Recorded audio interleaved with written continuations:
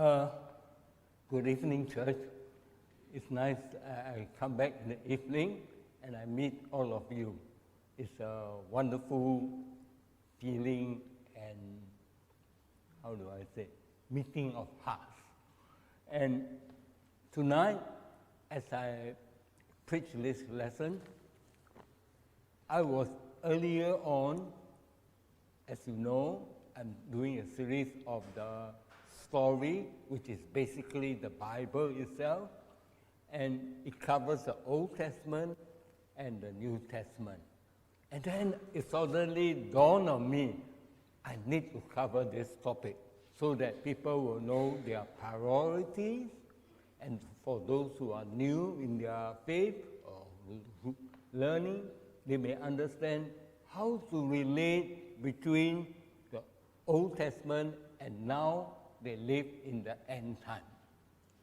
It's an important, it's an important perception of how to relate, because if not, you'll be lost in your priorities. Now,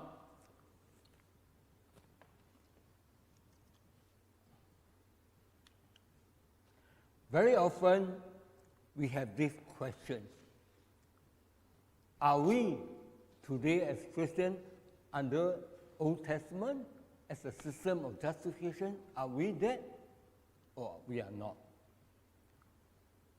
Should a Christian look to the Old Testament for guidance, for worship, for organization and the work of the church? Should they look to it or not? So it is very important. If it's not, then why bother reading and study the Old Testament? What should the proper attitude of a Christian be to the Old Testament? So questions like this sometimes bother us when we are young Christians. Sometimes we ask, there are certain loopholes we have not filled in, and we ask ourselves, should we read the Old Testament? After all, we are not born in that period. So it requires a proper attitude to Old Testament as well as to New Testament, where we have to abide. Now, if you look carefully, Old Testament were made with the Jews at Mount Horeb. There they received the tablet from God through Moses. Today, Gentile Christians, people like us, we are not Jews, we are Gentile Christians, were never under Old Testament. And in the eyes of God, the world is divided between Jews and Gentiles through broad division. And we as Gentile Christians were never under Old Testament by virtue of our birth. Okay? We are not born a Jew, and therefore we are not a Jew. The Jewish Christians have been delivered from the Old Testament law. Suppose you are a Jew, and suppose you become a Christian. You are delivered from the law by Jesus, okay? In Ephesians 2, verse 14 to 16, Jesus combined the two groups, or reconciled the two groups under a new person. So in the eyes of God, these two groups were hostile to one another. But God has removed all the hostility by Jesus' death on the cross. So by dying on the cross, Jesus brought the Old Testament to an end, you can say. Okay? Of course, the Jews today, they are still the diehard. They live under they follow the Old Testament. That's up to them. But Paul tells the Jewish Christian, he uses the illustration of a married woman bound to the husband when he lived, as in Romans 7, verse 1 to 6. When the husband is still living, you are bound. You are bound by your marriage to your husband. But once your husband is dead, you are free to choose. Paul uses this illustration to the Jewish Christian that you are no longer under the law. Jesus has died on the cross and has reconciled you, and you are free to choose as a Jew. Okay? And this is what Paul uses as an illustration. Christ died and to the law, and you are free to choose. Okay? So this is a concept that God made with the Jew. Remember, before the receiving of the tablet at Mount Horeb, Abraham, Isaac, Jacob, and the sons of Jacob were before the law, were before they received the Old Testament. So they are also not under the law. Only at Mount Horeb, and of course the Jews that follows, that cross the Red Sea, they are under the law. People like Abraham, Isaac, Jacob, and us, we are not under the law because that law period covers a certain period until Jesus comes. So, the illustration of a married woman bound to the husband is used by Paul to tell them, you are no longer bound by the law. And Old Testament, the whole purpose was to lead the Jews to Christ. It's in Galatians 3, verse 23 to 25. Because the letter of Galatians was written to the church of Galatia. And therefore, there were some Jews stirring up trouble through circumcision, asking the Christian, you still have to follow the law to be circumcised. But Paul dispelled this thought. That's why Paul wrote the letter of Galatians to the church at Galatia. And Paul said that the Old Testament was to lead the Jews to don't go back the old way, which is after all not perfect. Okay? So that was how the circumstances that led the Old Testament to a close, finally by the Jesus. Okay, why we study Old Testament? Why? If it's not we are bound, but why? First thing, very important, is the fact that, it's the fact that we are, the Old Testament is a warning to us, because many a times Christians don't realize they are in danger. Now, looking at the left side, the Jews tasted blessing and protection from God when they crossed the sea, when they eat the manna that God provided for them, and drank the water from the spiritual rock. So, Jews in their journey to the promised land have tasted God's blessing. Yet, they do not believe, and worse, rebel against God, such that the Jews themselves wandered in the wilderness for 40 years because they did not believe the 12 spies were to send, and they did not believe, and God literally, you can say, give up on them, and let that generation wander for 40 years, and the next generation can then enter the promised land. Not only they did not believe, they grumbled against God about their condition. They wished to go back to Egypt, where they served as slaves to the Egyptians. They grumbled to God, why lead us to this place to die in the desert? This is what happened to the Jews during the journey to the promised land. Today, we enjoy spiritual and physical blessing in Christ. Ephesians 1 verse 3. All blessings are in Christ. Do not forget. Nothing out of it. So today we enjoy spiritual as well as physical because God provides for us. And the Bible warns us in 1 Corinthians 10:12, if you think you are standing firm, there may be some who think they are strong in their faith, zealous in their work, that they will not fall. The Bible tells us, be careful you don't fall. Because in your belief that you are strong in your faith, surely you will fall. Just like, remember, Peter tells Christ,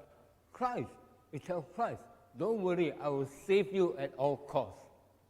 But something happened during the testing of faith. He denied Christ. So when you think you are strong in faith, feeling good and bursting with enthusiasm, beware. Okay? We need to be humble and trust God because in humility, God will bring you into His fold. And if you trust God totally and believe with all your heart, even though sometimes you don't understand why it turned out that way, if you trust God and humble, God will protect you.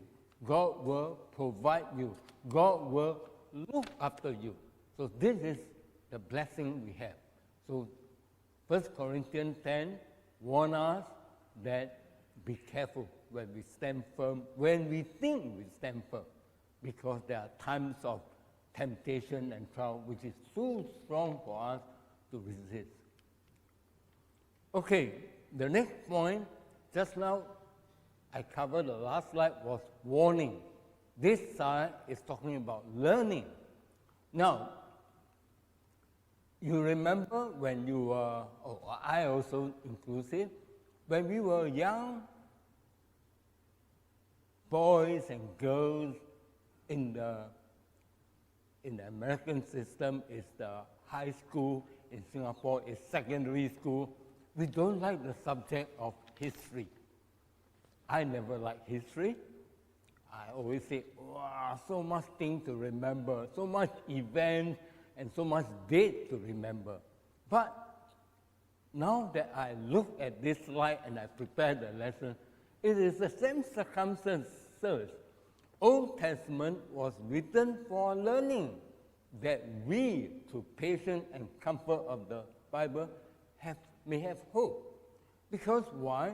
The Bible is something I would say I treasure. Because when I'm lost, when I'm discouraged, I turn to the Bible.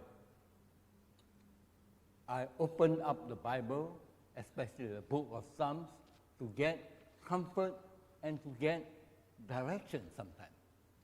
So this is the hope we have. And if you read through the Old Testament, it provides a record of God's faithfulness and how He kept His promise.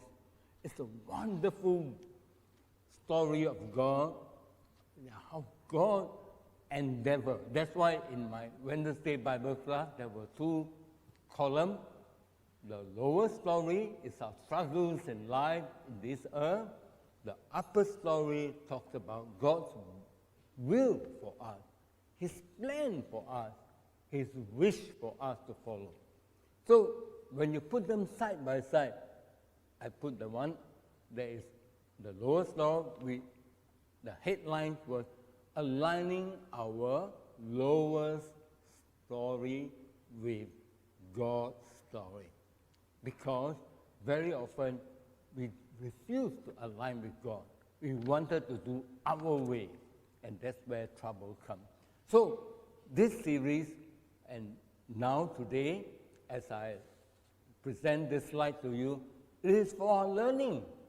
It's to see God's faithfulness throughout thousands of years. God was faithful.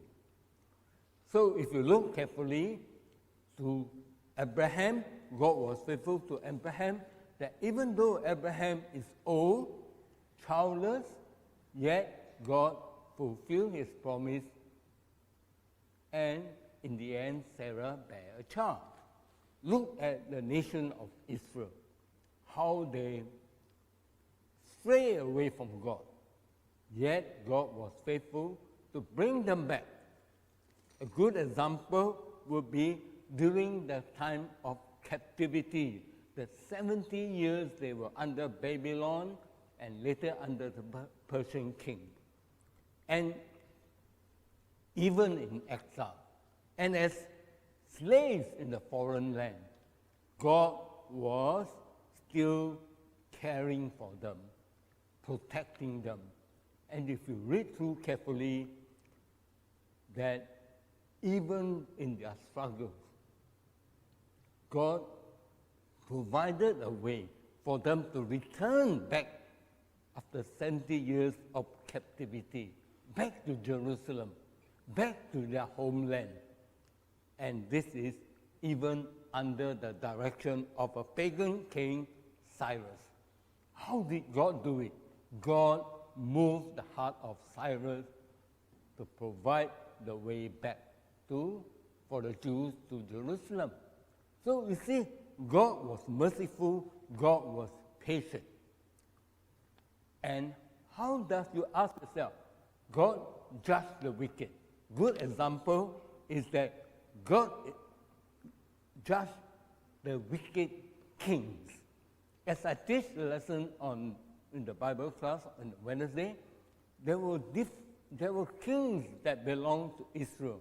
They were wicked. And there were kings in the pagan kings like Nebuchadnezzar. All are wicked kings. But yet God protect them, providing a way out. And a good example of how God protect them is the book of Esther. Queen Esther, God saved the Jews from the evil Haman, who wanted to kill all Jews. So you see, God in his own ways that we cannot see, God is behind the scene working his plan. So it is a very important, as you read God dealing with Israel, it gives us hope. It gives us, how do I say, we can really trust in God. Now, this slide talks about making us wise into salvation. The Bible says, Old Testament make us wise into salvation through faith in Jesus Christ. 2 Timothy 3:14-15. When Timothy was young, he only has the Old Testament, but yet his grandmother Louise and his mother Eunice taught him the Old Testament. What about Paul? Same, they only have Old Testament. They don't have New Testament written down. So how does the Old Testament make us wise unto salvation? The Old Testament was very honest. It tells us the fall of man, Genesis 3, how Adam and Eve was deceived. And it also tells us the rise of sin. Sin was, how do I say? There was a lot of wickedness in the land just before the flood. There was so much wickedness that God decided to destroy the earth. So, from there you understand why God, being a loving God, was just. He has to punish the wicked people. He has to make sure that the wicked don't thrive. Okay?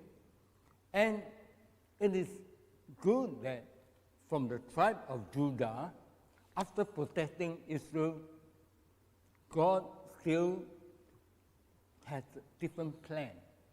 Okay? God's plan was through Noah. Okay? Noah was the one that, and his family, that again populate the earth. Abraham and the formation of Israel through Abraham's seed. And through Abraham came the seeds that started Israel. So it is something that you see. God was providing a way, executing his plan, making sure that Israel is formed so that he fulfilled the promise of Abraham in Genesis 12. And from the tribe of Judah, the Messiah will come. So God has made sure that everything goes as planned. His plan, not our plan. We don't see it. And then as you read the Old Testament, you see a lot of messianic prophecy, especially the book of Isaiah. It helps you to strengthen your faith in Jesus Christ, because bear in mind, this was written at least 400 years back. So it is something that makes people like Timothy, Paul, know Christ through the prophecy.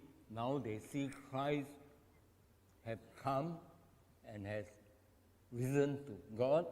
They start to feel fervent about it and went about preaching.